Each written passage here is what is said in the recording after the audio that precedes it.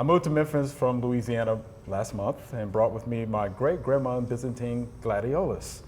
How will they do here, and what can I do to ensure my Byzantine Gladiolus survives transplant? And this is Jeremy from Memphis, Tennessee. Okay. Yeah, so can we hit Jeremy out? Yeah, right here in Memphis, right? Yeah.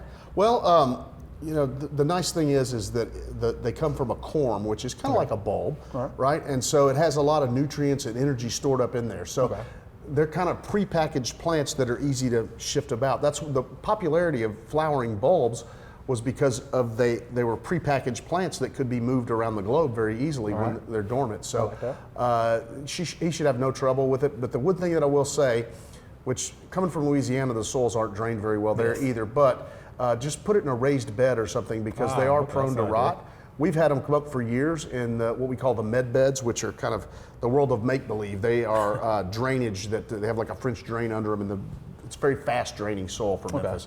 And they come back every year from that. So I would either put it in a container or a raised bed, make sure you've got some good rich garden soil, and he should have no trouble transplanting the Byzantine Gladiolus.